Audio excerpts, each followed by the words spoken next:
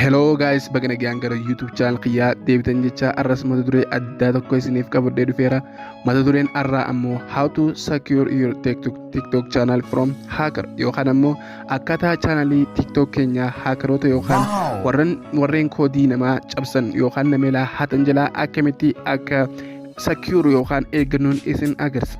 Osoo barnoota keenyatti hin seenneen dura warreen channel kiyyaaf haaree taatan subscribe godhuun akkasumas iddoo bell notification kana yoo malattan viidiyooleen kanneen fi kan adda addaa kanneen amma booda gadhiisu nama hunda dura akka qaqqabu isin godha. Viidiyoon kun yoo isinitti tole ammoo like tokkoon yaada qabaattan comment jalatti akkasumas gaafii keessan yoo qabaattan comment jalatti naaf kaa'uu ni dandeessu. Gaafii keessan ta'ee yaada keessan kallattumaan kaniin deebisu ta'a. Viidicha irraa wajjii turtii gaarii.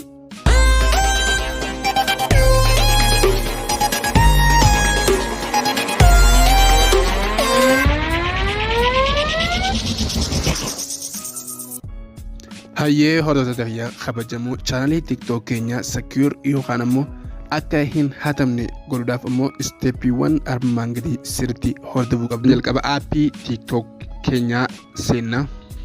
Aappii TikTok keenyaa erga seenne haala kanaan nu fida.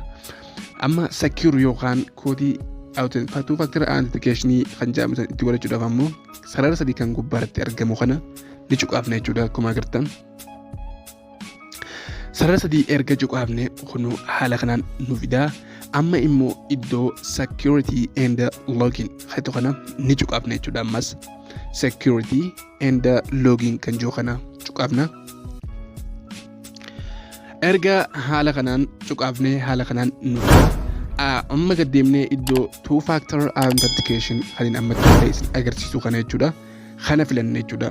Kana itti godhuun faayidaa hedduu qaba. Namoonni yeroo koodii keenya akka tasaa cabsan jechuudha. Koodii biraa akka namni isin gaafatu goone jechuudha. Kun haala kanaan nuuf fida erga two factor authentication filanne. Amma wanti asirra beekamu takka SMS fi email verification jedhu. SMS jechuun lakkoofsa bilbilaa keessaniis galchitanii yoo namni hack isin godhe dhaamsi achirratti isinii dhufe jechuudha. SMS bilbila keessanirra feetan jechuudha. Email jechuun ammoo email verification kan jiru kun ammoo yoo lakkoofsa bilbilaa hin qabaanne miseejiin dhaamsi hatamuu jirtanii dafaa qophaa'a kan jedhu asirratti isinii argame jechuudha. Irra caalatti ammoo kan nama fayyadu SMS jechuudha. SMS baay'ee bareedaadha. Lakkoofsa bilbilaa maqaa keessaniin banattanii yeroo godhattan baay'ee bareedaadha. SMS filadhe jechuudhaan ergaan SMS filadhe turn on kan jiru kana kunoo gama jalaa irratti turn on kan jiru kana nin filadha jechuudha. Ergaan haala kanaan filadhee haala kanaan na gaafata. Amma bilbila kiyya na gaafata. Amma iddoo gama bitaa kana tuquudhaan biyya nin filadha jechuudha. Biyya jechuun country lakkoofsa koodii biyyaa jechuudha. Koodii biyyaa an amma fakkeenyaaf Itoophiyaa keessa waan hin jiruuf isin amma Saudi Arabiyaa, USA naannoo adda addaa jiraachuu maltan achi keessaa filachuu ni dandeessu jechuudha isin. Kunoo an amma Itoophiyaa nin filadha jechuudha. Biyya tiyya country koodii tiyyaa jechuudha. Ergaan haala kanaan filadhee amma haala gaafata lakkoofsa bilbilaa kiyya jechuudha. Lakkoofsa bilbilaa guutuudhaan amma kunoo haaluma agarta akkanaan lakkoofsa bilbilaa ni guuta. Ergaan lakkoofsa bilbilaa haala kanaan guute jechuudha. Amma iddoo seendeetu tana ni cuqaasa jechuudha. Haala kanaan sekondii hanga kana keessatti miseejiin na qaqqabe jechuudha.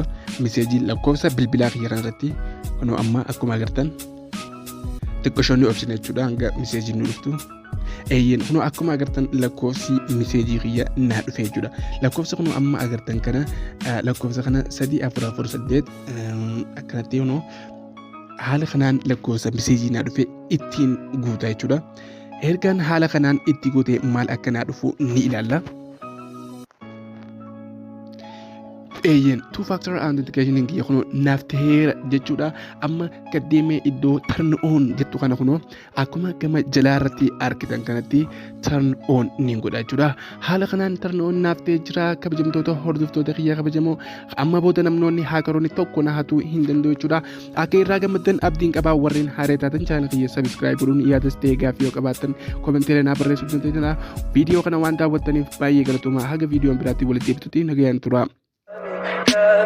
Tell me pretty lies, look me in the face. Tell me that you love me, even if it's fake.